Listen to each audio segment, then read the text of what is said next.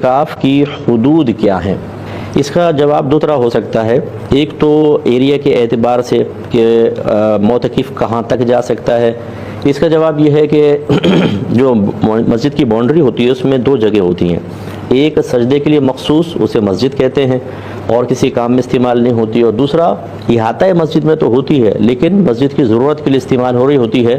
کبھی کبھار سجدے کے لیے بھی استعمال ہو جاتی ہے، جیسے جوتے رکھنے کی جگہ رش ہوتا ہے تو اس میں بھی صفیں بچھا لیتے ہیں. وضو خانہ ہے، واش رومز وغیرہ ہیں، یہ فنائے مسجد کہلاتے ہیں.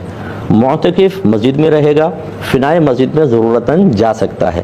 اب یہ مختلفی مسئلہ ہے، اختلاف ہے کہ فنائے مسجد میں اگر بلا ضرورت گیا تو اعتکاف ٹوٹے گا یا نہیں ٹوٹے گا. تو اس میں دو گروہ ہیں. جو جمہور ہیں، زیادہ بڑا گروہ ہے، وہ کہتے ہیں کہ اگر فنائے مسجد میں بغیر ضرورت کے بھی جائے گا تو اعتکاف فاسد نہیں ہوگا، کیونکہ حدود کے اعتبار سے، وہاں جانے آنے کے اعتبار سے فنائے مسجد کے حکم میں ہے. اور بعض علماء منع فرماتے ہیں. جب اس طرح اختلافی مسئلہ ہے تو احتیاط کرنا بہت اچھا ہوتا ہے، لہذا معتکف کو چاہیے کہ بہت سخت ضرورت ہو تو وہاں جائے، ورنہ مسجد کے اندر ہی رہے. یوٹی اور خواتین کا اعتکاف گھر میں ہوگا. وہ کسی ایک کمرے کو فنائے مسجد یا مسجد بیت کہتے ہیں اس کو، گھر کی مسجد، یعنی ایک کمرہ مخصوص کر لے، نیت کر لے کہ اس میں ہم مسجد کریں گے، اعتکاف کریں گے، نماز پڑھیں گے، اس میں وہ اعتکاف کر سکتی ہیں. لیکن سگریٹ جو انہوں نے کہا مسجد میں سگریٹ پینا تو مکروہ تحریمی ہے، یہ گناہ ہے، یعنی کیونکہ بدبو ہوتی ہے، اسمیل ہوتی ہے، اب دھواں مسجد میں پھیلائیں گے. اور فنائے مسجد میں بھی پینا مکروہ تنزیہی ہے، کیونکہ بہرحال یہ گندی چیز ہے، اس کا دھواں کسی نہ کسی طریقے سے اس کی اسمیل مسجد کے اندر جاتی ہے. کوشش کریں کہ 10 دن کی تو بات ہے، 10 دن یہ سگریٹ چھوڑ دیں بالکل. اللہ کی رحمت سے امید ہے کہ ہو سکتا ہے کہ یہ 10 دن میں یہ عادت ایسی پختہ ہو جائے کہ چھوٹی جائے سگریٹ، لیکن مسجد فنائے مسجد میں نہ پی جائے. ٹھیک ہے. ایک کویشچن یہ تھا کہ کیا اعتکاف میں گھر والوں سے کال پر، ویڈیو پر یا میسج پر بات کر سکتے ہیں؟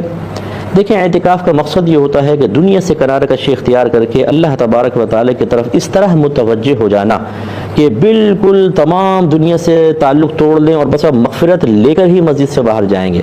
اس لیے علماء نے فرمایا کہ ہر وہ چیز جو انسان کے دل کو بانٹے اور اس مقصود کی راہ میں رکاوٹ بنے، اس سے بچنا چاہیے. لہٰذا ویڈیو کال کر رہے ہیں یا ویڈیو گیم کھیل رہے ہیں یا لمبی باتیں چل رہی ہیں تو یقینی سی بات ہے کہ پھر یکسوئی تو نہیں رہے گی، اس سے دوسرے معتکفین بھی ڈسٹرب ہوں گے. پھر مسجد میں دنیاوی بات کرنا یہ گناہ ہوتا ہے بلا ضرورتاً کر سکتے ہیں بقدر ضرورت.